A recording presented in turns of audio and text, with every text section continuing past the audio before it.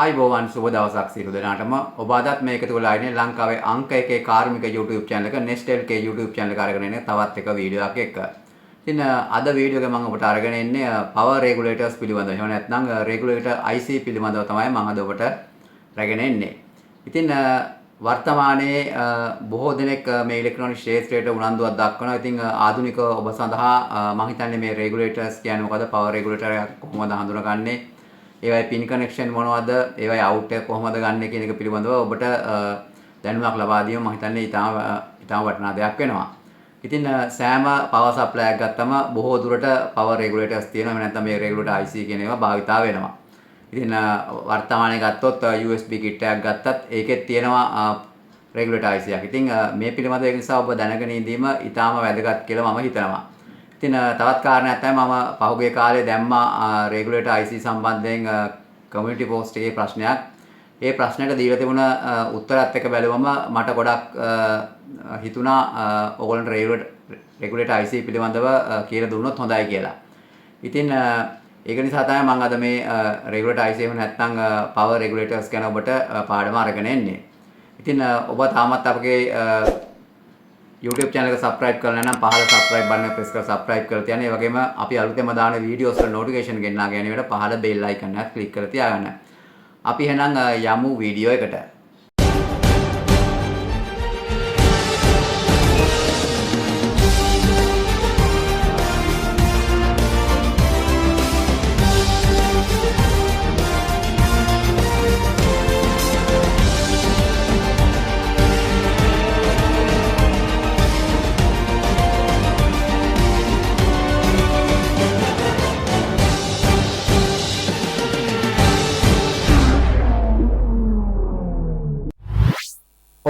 අපි power regulators ගැන එහෙම නැත්නම් regulator IC ගැන කතා කරනකොට අපිට power regulator වර්ග විශාල සංඛ්‍යාවක් හමු වෙනවා. ඉතින් ඒ අතුරින් මම අද ඔබට කතා කරන්නේ මෙන්න මේ power regulators වල LM series එකේ එහෙම නැත්නම් LM78 කියන series එක පිළිබඳව තමයි මම අද ඔබට කතා කරන්නේ. ඉතින් අපි ඉස්සෙල්ලාම බලමු power regulator එකක් භාවිතා වෙන්නේ මොන වගේ අවස්ථාවලද? දැන් අපි ගත්තොත් ඉලෙක්ට්‍රොනික උපකරණයක අදාළ සර්කිට් එකේ ඒ ස්ටේජස් වලට අවශ්‍ය කරන වෝල්ටේජ් එක හදන්න මේ power regulators භාවිතා කරනවා. දැන් උදාහරණයක් හැටියට ගත්තොත් USB kit ගත්තොත් එහෙම USB kit එකේ තියෙනවා power regulator එකක්. ඉතින් ඒ වගේ රේඩියෝ කැසට් ඕනම ඉලෙක්ට්‍රොනික උපකරණයක මේ power regulators භාවිතා කරලා තියෙනවා. ඉතින් දැන් මම අද කතා කරන්නේ LM78.5 කියන එකේ ඉඳලා LM78.24 දක්වා. ඒ කියන්නේ LM78.5, LM78.6, LM78.8, LM78.9, LM78.10, LM78.12, LM78.15, LM78.18, LM78.24 කියන power regulator range එක පිළිබඳව තමයි මම අද ඔබට කතා කරන්නේ. ඉතින් මම මෙතන ඔබට පෙන්නලා තියෙනවා මේ LM70.0 කියලා. මේ තියෙන්නේ සාමාන්‍යයෙන් power regulator එක සාමාන්‍ය පෙනුම. මේ වම් පැත්තේ තියෙන්නේ පරිපථවල සංකේත වලින් දක්වන ආකාරය. ඉතින් මේකේ ඔබට පේනවා පින් තුනක් තියෙනවා. මෙතන 1 2 3 කියලා. මේ පළවෙනි පින් එක කියලා කියන්නේ input එක, දෙවෙනි පින් එක ground එක, තුන්වෙනි පින් එක output එක. ඒ කියන්නේ මේ පළවෙනි එක input එක, මැද දෙවෙනි පින් එක ground එක, තුන්වෙනි එක output එක. ඉතින් මේ power regulator එකේ පින් තුන මෙහෙම තමයි අපිට හඳුනා ගන්න වෙන්නේ. ඉතින් මේ LM78.5 කියන එකේ ඉඳලා LM78.24 දක්වාම මේ power regulator එකේ සාමාන්‍ය පෙනුම මෙහෙමයි තියෙන්නේ. ඒ වගේම pin out තියෙන්නේත් මේ විදිහම තමයි. 1 2 3 කියලා input, ground, output.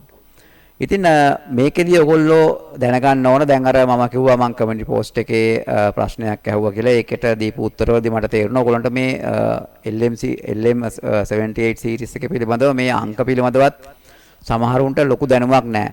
දැන් මම මේක මෙහෙම පැහැදිලි කරොත් මේ LM78.5 කියලා කියන්නේ මෙන්න මේ 5 කියලා කියන්නේ මේ output එක 5 volt. ඒ කියන්නේ මෙන්න LM78.5 කියන එකේ මෙන්න මේ තුන්වෙනි පින් එකෙන් out වෙන්නේ 5 volt. ඒ වගේම LM78.6 කියන එකේ මේ තුන්වෙනි පින් එකයි out වෙන්නේ 6 volt. ඒ වගේම LM78.8 කියන එකෙන් තුන්වෙනි පින් එකෙන් out වෙන්නේ 8 volt. එහෙම නැත්නම් volt 8යි. ඒ වගේම LM78.9 කියන එකෙන් output එකෙන් out වෙන්නේ 9 volts. LM7810 කියන එකෙන් output එකෙන් out වෙන්නේ 10 volts. ඒ වගේම LM7812න් out වෙන්නේ 12 volts. ඒ වගේම LM7815 කියන එකෙන් මේ තුන්වෙනි පින් එක out වෙන්නේ 15 volt. එහෙම නැත්නම් volt 15යි. ඒ වගේම LM7818 කියන එකෙන් out වෙන්නේ තුන්වෙනි පින් එකෙන් volt 18යි. LM7824 කියන එකෙන් out වෙන්නේ තුන්වෙනි පින් එකෙන් volt 24යි. ඉතින් මෙන්න මේ අග numbers දෙකෙන් කියවෙන voltage එක තමයි මේ regulator IC එකෙන් out එක හැටියට අපිට ලැබෙන්නේ. ඉතින් දැන් මම පෙන්නුවා මෙතන input ground output කියලා. එතකොට දැන් මේ output එක තමයි output එක ගැන තමයි මම ඔයගොල්ලන්ට මේ කිව්වේ.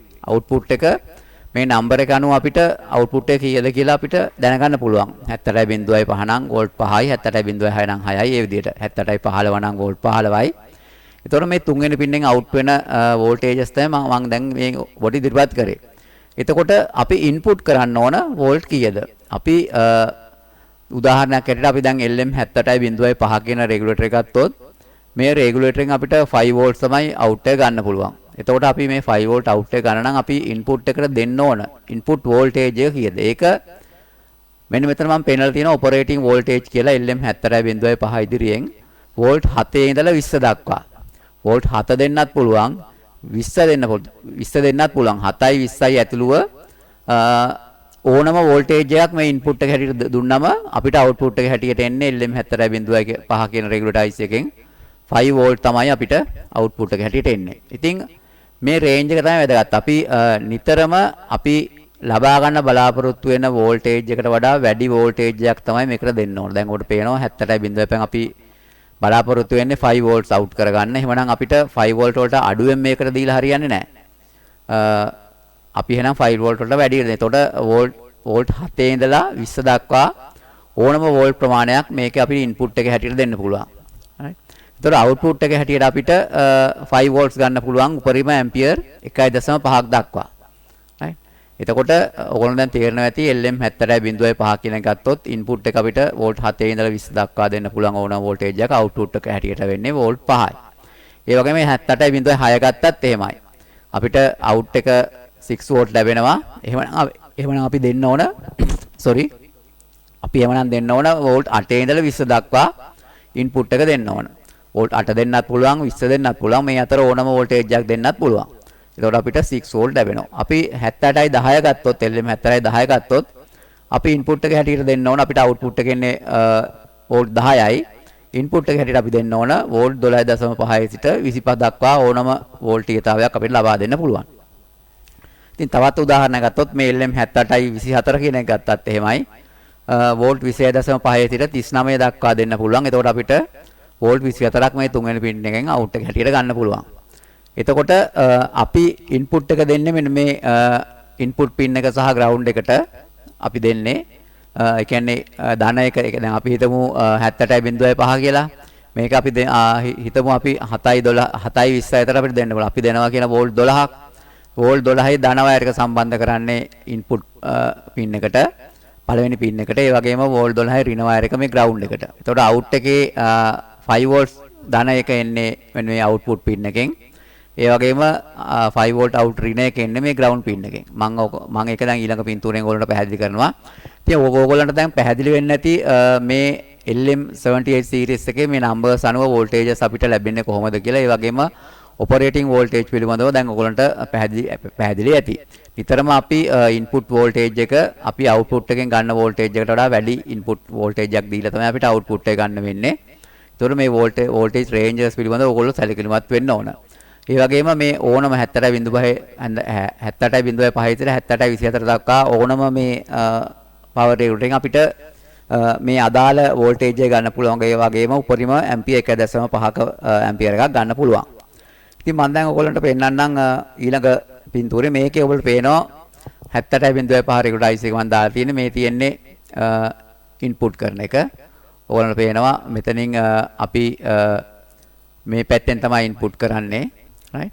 එතකොට මේ input එක මේ ground එක මේ out එක. ඔය ආකාරයට තමයි අපි මේ regulator IC එක භාවිතා කරන්නේ. ඉතින් ඔයගොල්ලන්ට පේනවා මම මෙතනත් මේ පෙන්නලා තියෙනවා අපහු operating voltages සහ regulator numbers. ඉතින් 78.12 කියන ගත්තොත් 14.5 සිට 27 දක්වා අපිට මෙතනින් දෙන්න පුළුවන්.